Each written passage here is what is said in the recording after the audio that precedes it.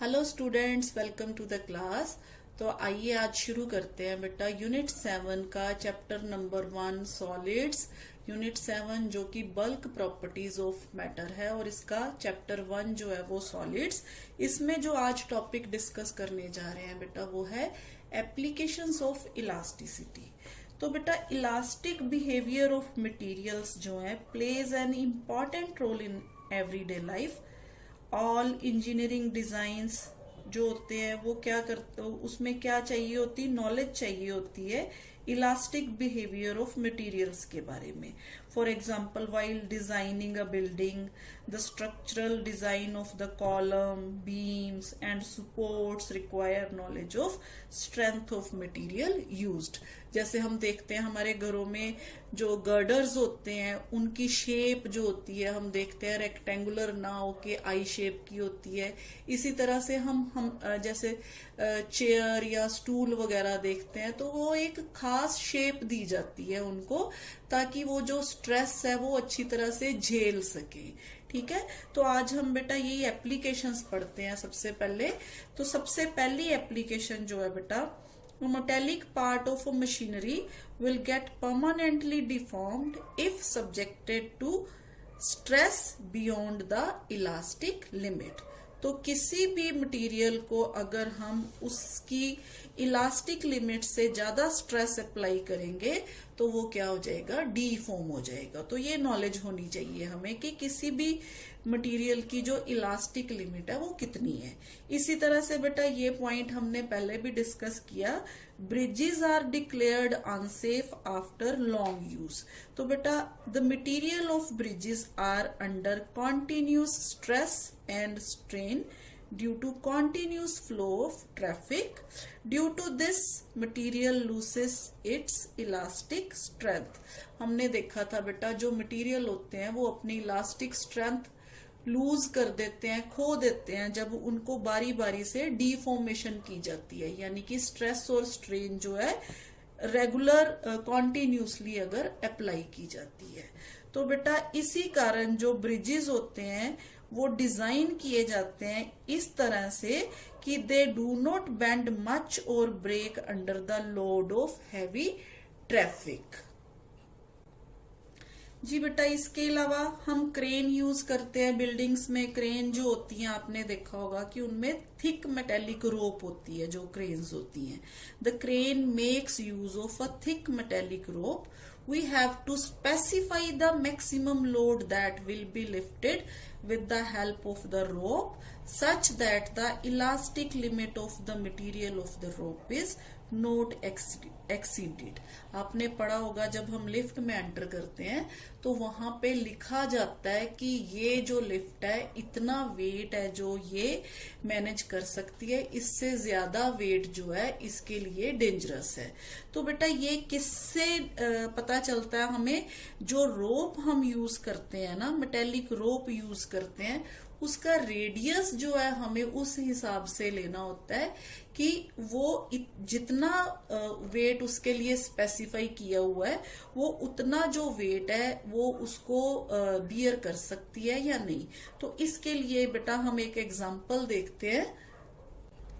जी बेटा हमें पता है जो स्टील है उसकी जो इलास्टिक लिमिट होती है ना वो होती है 30 इंटू 10⁻⁷ न्यूटन पर मीटर स्क्वायर। ये हमने कुछ मटेरियल की जो इलास्टिक लिमिट है उसमें हमने देखा था कि स्टील की इलास्टिक लिमिट जो है वो इतनी होती है। ठीक है, अब मान लीजिए बेटा एक रोप है जिसको जो लिफ्ट के लिए हमें चाहिए, और मान लीजिए वो मैक्सिमम लोड है ना जो वो 10⁵ kg जो है वो झेल सकती है। ठीक है, 10⁵ kg, यानी कि a rope is required to lift a maximum load of 10⁵ kg और उसकी इलास्टिक लिमिट इतनी है। तो इसका मतलब उसकी मैक्सिमम स्ट्रेस कितनी होगी on the rope, maximum stress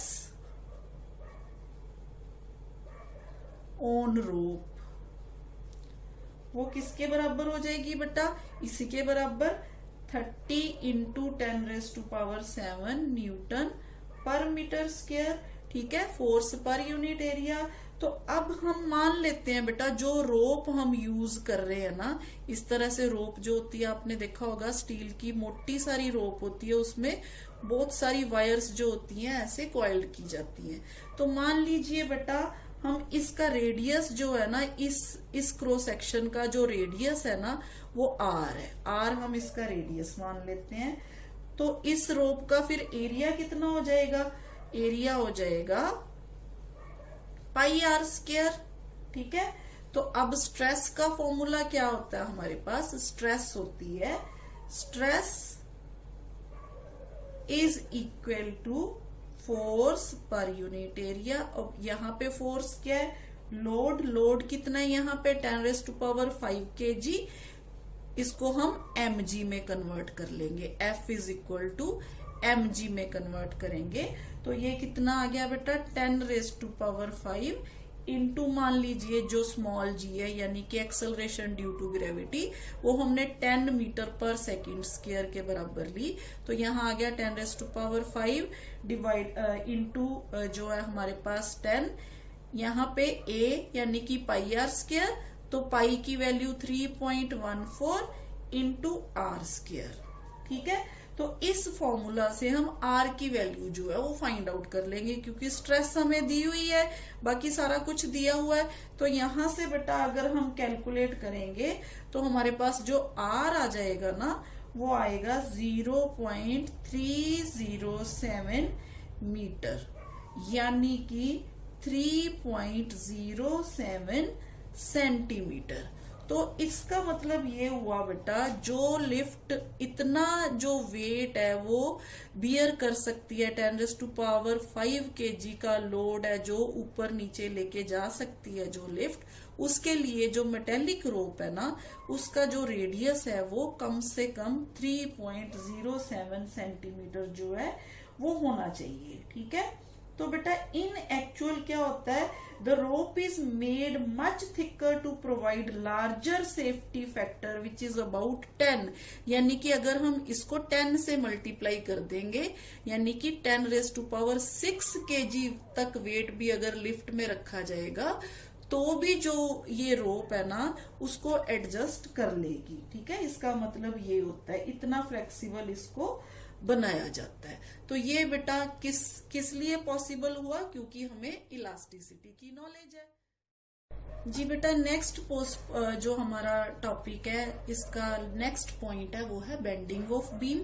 मान लीजिए हमारे पास कोई बीम है जिसका यंग्स मॉडुलस जो है y है, लेंथ l है, b ब्रेड्थ है, और मान लीजिए इसके मिडल पे हमने W is equal to mg जो वेट है यहाँ पे लोड अप्लाई किया हुआ है, ठीक है। तो यहाँ बेटा लोड अप्लाई करने से क्या होता है, ये बीम जो है ये यहाँ से झुक जाता है, यहाँ नीचे डिप्रेस हो जाता है। तो यहाँ पे एक डिप्रेशन प्रोड्यूस हो जाता है। जो डिप्रेशन होता है उसका जो फॉर्मूला होता है बेटा वो ये होता है, यानी कि mgl³ divided by 4bd³ y। यहाँ डिप्रेशन अगर हम देखें तो 1/d³ के प्रोपोर्शनल होता है डिप्रेशन। इसका मतलब ये हुआ अगर हम यहाँ पे डेप्थ जो है बढ़ा दे एज कंपेयर टू ब्रेड्थ, तो हम डिप्रेशन को क्या कर सकते हैं, कम कर सकते हैं। पर बेटा ज्यादा डिप्रेशन बढ़ाने की वजह से क्या होता है कि ये टूटने के कगार पे आ जाता है, ज्यादा बेंडिंग हो जाती है तो ये टूटने के कगार पे आ जाता है, जिसको हम बकलिंग बोलते हैं, ठीक है। तो उस चीज को अवॉइड करने के लिए बेटा आपने देखा होगा जो बिल्डिंग्स में जो गर्डर्स यूज होते हैं उनकी जो शेप होती है वो इस तरह से आई शेप के यूज किए जाते हैं, ना कि इस तरह से रेक्टेंगुलर शेप के जो पिलर्स या गर्डर्स हैं वो यूज होते हैं। क्यों? क्योंकि ये जो है आई शेप के गर्डर्स जो हैं ये इनका जो टॉप और बॉटम जो होता है ना इस पे ज्यादा से ज्यादा जो मटेरियल है वो अप्लाई किया होता है, और ये जो सेंटर होता है इसका एज कंपेयर टू इसमें कम मटेरियल यूज होता है। तो जो ज्यादा स्ट्रेस होती है टॉप और बॉटम ये दोनों क्या करते हैं, झेल लेते हैं, और ये सेफ होता है बिल्डिंग्स के लिए, ठीक है। तो इसी वजह से रेक्टेंगुलर गर्डर्स जो ना यूज करके हम लोग आई शेप के गर्डर्स जो है वो यूज करते हैं। इसी तरह से आपने पिलर देखा होगा बेटा, जो पिलर्स की शेप होती है ना वो इस तरह से होती है, यहां से ऊपर इस तरह से उनके ऊपर ऐसे फ्लैट सरफेस बनाया होता है, ऐसे नीचे इस तरह से पिलर होते हैं, इस तरह से इस शेप के पिलर्स जो है बिल्डिंग्स में डाले जाते हैं। इनका भी जो टॉप और बॉटम जो होता है वो बीच वाला जो पार्ट होता है, मिडल वाला पार्ट होता है, उनके कंपैरेटिवली ये जो पोर्शन होता है ये क्या होता है, इसकी जो एरिया जो होता है वो ज्यादा होता है। जी बेटा, इसी तरह से maximum height of mountain on earth can be estimated from the elastic behaviour of earth. मान लीजिए बेटा, यहाँ पे एक बहुत बड़ा माउंटेन है जिसकी हाइट h है और इसका जो मटेरियल है उसकी डेंसिटी क्या है, मान लीजिए रो है, रॉक है, ठीक है, क्योंकि रॉक का मटेरियल जो होगा उसकी कोई वो होगी डेंसिटी होगी, वो मान लीजिए रो है। तो इसका मतलब ये प्रेशर डाल रहा है यहाँ पे सरफेस के ऊपर। तो मान लीजिए ड्यू टू हाइट h और डेंसिटी रो, इसके कारण जो अर्थ पे प्रेशर पड़ रहा है उसका फॉर्मूला क्या होता है बेटा, pressure is equal to rho g h, ठीक है, rho g h, where g is acceleration due to gravity. तो ये अगेन किसके बराबर होगा, ये होगा बेटा स्ट्रेस के बराबर, it is equal to stress, क्योंकि स्ट्रेस और प्रेशर दोनों का फॉर्मूला जो उनके यूनिट होते हैं वो सेम होते हैं। तो मान लीजिए बेटा, elastic limit of typical rock जो है ना वो होती है हमारे पास 3 × 10⁸ न्यूटन पर मीटर स्क्वायर। ये क्या है बेटा, इलास्टिक लिमिट, इलास्टिक लिमिट। तो बेटा ये सारी चीजें पता होने से हम क्या कर सकते हैं, जो हाइट है माउंटेन की वो फाइंड आउट कर सकते हैं। क्यों जो स्ट्रेस होती है ना वो लेस होनी चाहिए किससे, जो प्रेशर पड़ रहा है, ठीक है। The stress must be less than the elastic limit, otherwise the rock begins to sink under its own weight, या हम कहते हैं अंडर इट्स ओन, ठीक है।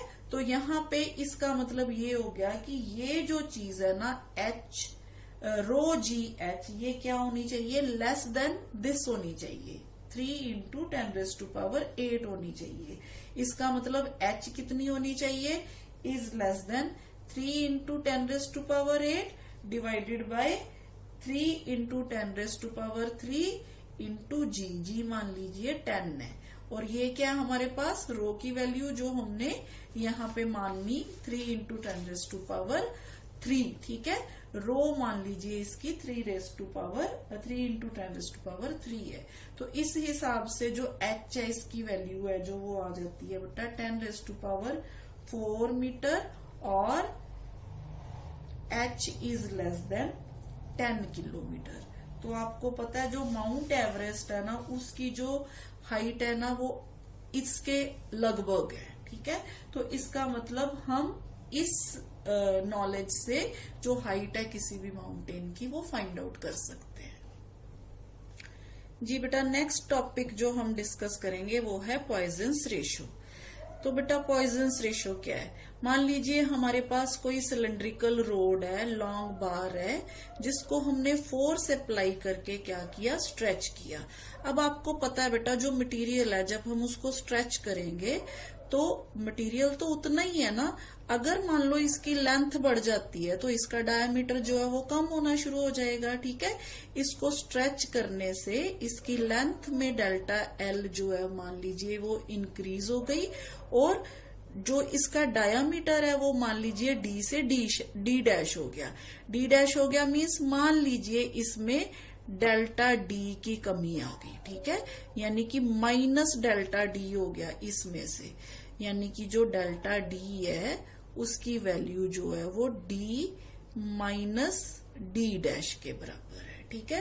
तो बेटा अब आप अगर यहाँ देखो तो ध्यान से, यहाँ पे दो तरह की जो है वो स्ट्रेन लग रही है, एक तो लेटरल स्ट्रेन और एक लॉन्गिट्यूडनल स्ट्रेन। अब लेटरल स्ट्रेन क्या है, जो इसमें डायामीटर में कमी आ रही है, तो decrease in its diameter to its original diameter, ये क्या हो गया लेटरल स्ट्रेन। और जो लॉन्गिट्यूडनल स्ट्रेन है वो क्या है, increase in its length to its original length. तो इन दोनों की जो रेशो होती है उसको हम क्या बोलते हैं, पॉइजन्स रेशो बोलते हैं। तो सबसे पहले तो हमारे पास क्योंकि डायामीटर जो है डिक्रीज हो रहा है, तो लेटरल स्ट्रेन जो होगी यहाँ पे, लेटरल स्ट्रेन वो किसके बराबर आएगी, minus delta D by capital D. ठीक है, इसी तरह से लॉन्गिट्यूडनल स्ट्रेन किसके बराबर आएगी, लॉन्गिट्यूडनल स्ट्रेन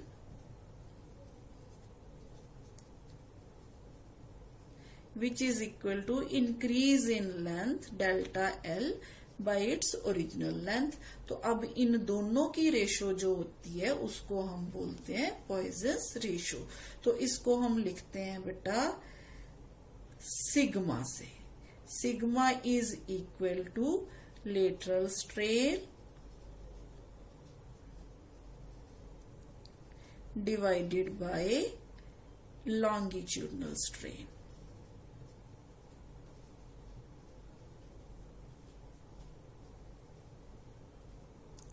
तो बेटा बस अब इसका फॉर्मूला पुट कर देंगे, minus delta D by D divided by delta L by L. तो ये आ गया बेटा हमारे पास minus L delta D divided by capital D delta L. तो बेटा यहाँ पे नेगेटिव साइन जो है वो इंडिकेट्स ये करता है कि diameter of the bar decreases when it is stretched. तो पॉइजन्स रेशो जो है बेटा अगर आप देखो जो है डायमेंशनलेस और यूनिटलेस क्वांटिटी है। क्यों, क्योंकि यहाँ पे भी डायामीटर को डायामीटर से डिवाइड किया जा रहा है, यहाँ लेंथ को लेंथ से डिवाइड किया जा रहा है, यहाँ पे भी ये भी जो है लेंथ है और ये भी लेंथ है, क्योंकि डायामीटर को भी हम अगर मीटर्स में लेते हैं तो यहाँ पे भी इसको भी हम मीटर्स में लेते हैं, क्योंकि लेंथ का कंसेप्ट हम डायमेंशनल फार्मूला में किससे लेते हैं, मीटर से लेते हैं। तो ये जो हो गया इसके कोई यूनिट नहीं है और इसके डायमेंशंस भी नहीं है। तो पॉइजन्स रेशो जो है dimensionless and has no unit, dimensionless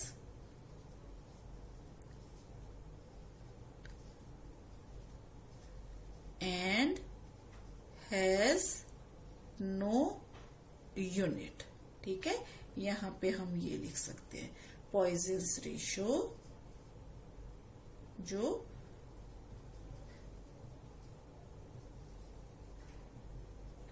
is dimensionless and has no unit। जी बेटा इसी से अब हम नेक्स्ट जो टॉपिक है वो डिस्कस करेंगे, इलास्टिक पोटेंशियल एनर्जी इन अ स्ट्रेच्ड वायर। तो बेटा स्ट्रेच्ड वायर का मतलब ये है, मान लीजिए हमारे पास इसी तरह से कोई बार है या कोई वायर है जिसकी लेंथ ओरिजिनली कितनी है, L है।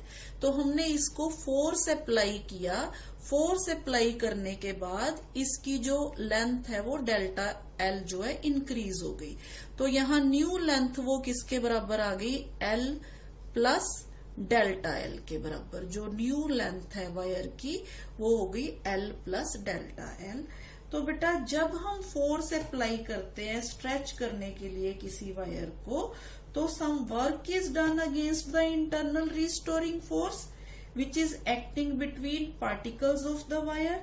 ठीक है, तो ये जो वर्क है, this work done appears as elastic potential energy in the wire. तो बेटा बेसिकली हमने क्या फाइंड आउट करना है, हमने वर्क फाइंड आउट करना है टू स्ट्रेच द वायर, ताकि हम वर्क फाइंड आउट करके जो पोटेंशियल एनर्जी है, इलास्टिक पोटेंशियल एनर्जी है, वो फाइंड आउट कर सके। तो बेटा इसके लिए मान लीजिए हमने F फोर्स अप्लाई की on the wire, F force apply करने से इसकी जो लेंथ है वो डेल्टा एल इंक्रीज हो गई। तो इनिशियली जो थी इंटरनल रिस्टोरिंग फोर्स थी वो 0 थी इस वायर में, ठीक है। लेकिन जैसे इसकी लेंथ डेल्टा एल इंक्रीज हुई तो मान लीजिए इसमें जो रिस्टोरिंग फोर्स है वो एफ डेवलप हो गई, ठीक है। तो अब एवरेज इंटरनल फोर्स जो होगी टू इंक्रीज द वायर, यानी कि इस वायर को डेल्टा इंक्रीज करने के लिए जो हमारे पास average internal force for an increase in length delta L होगी, वो किसके बराबर हो गई बेटा? Average internal force for an increase in length delta L, क्योंकि फोर्स लगाने से डेल्टा एल लेंथ है जो इंक्रीज हुई है, एल तो लेंथ पहले ही थी, ठीक है, ऑफ द वायर, वो किसके बराबर होगी बेटा? पहले रिस्टोरिंग फोर्स 0 थी, उसके बाद एफ, उसके बाद इसको हम 2 से डिवाइड करेंगे तो ये आ गई हमारे पास average restoring force.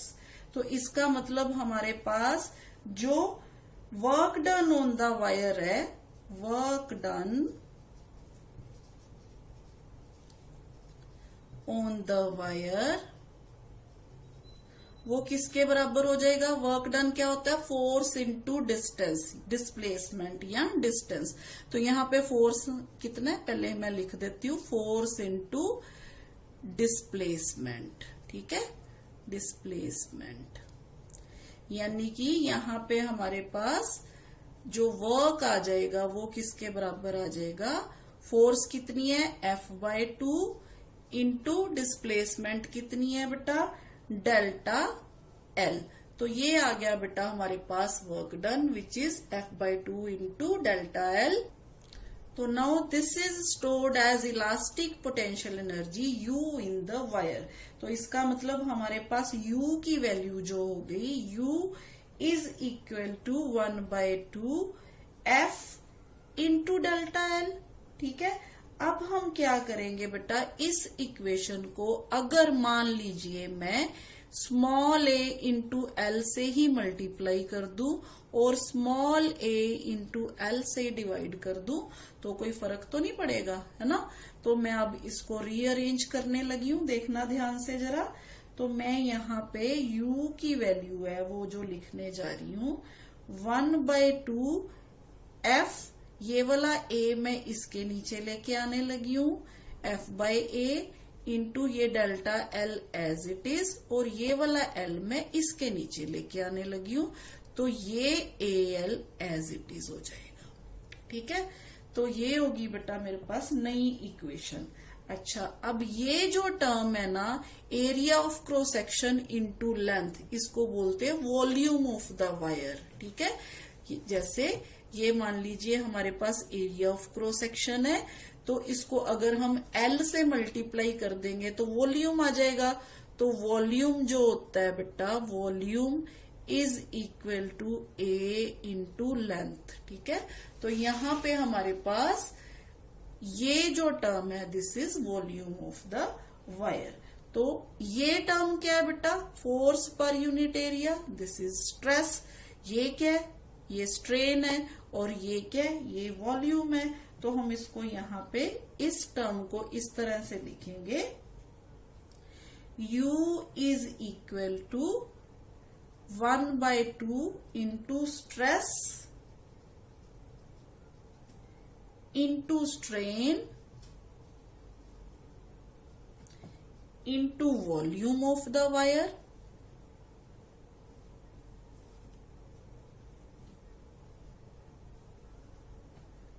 Is it okay बेटा?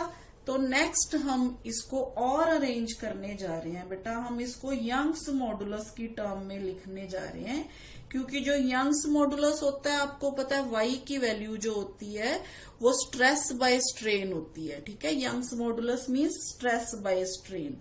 तो यहां से अगर हम यंग्स मॉडुलस की टर्म में स्ट्रेस की वैल्यू फाइंड आउट करें तो वो क्या हो जाएगा, यंग्स मॉडुलस इनटू स्ट्रेन। ठीक है, क्योंकि y जो होता है वो स्ट्रेस बाय स्ट्रेन होता है। ठीक है, ये रफ मैं लिख रही हूं। तो यहां से स्ट्रेस की वैल्यू y इंटू स्ट्रेन आ जाएगी। ठीक है, तो यहां पे u is equal to 1/2 into Young's modulus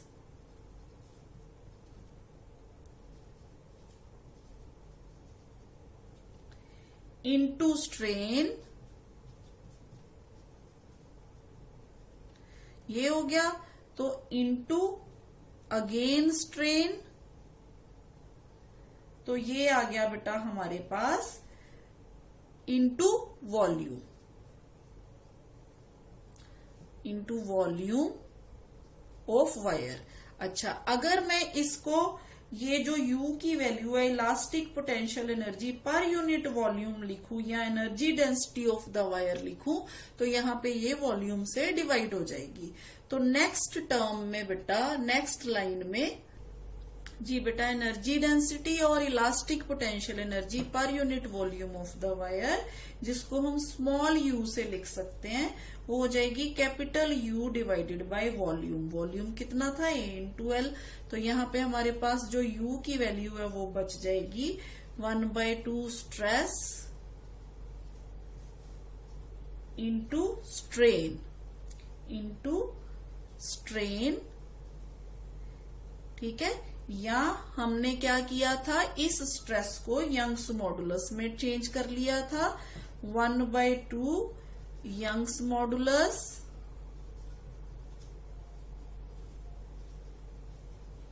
चाहे आप यहां पे चेंज कर लो, चाहे आप जैसे पहले चेंज किया था, स्ट्रेन इंटू स्ट्रेन। तो ये यहां पे आ गई बेटा हमारे पास स्मॉल u की value 1/2 Young's modulus into strain square. This is elastic potential energy per unit volume of the wire.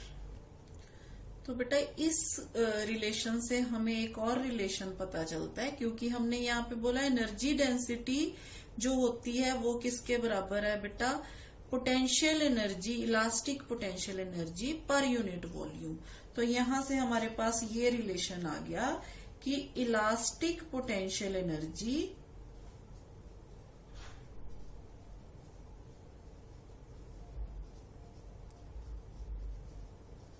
is equal to energy density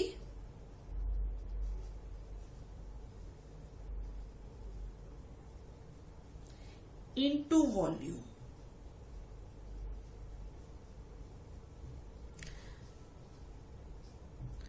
तो ये थी बेटा इलास्टिक पोटेंशियल एनर्जी इन अ स्ट्रेच्ड वायर। आज के लिए इतना ही बेटा, थैंक यू।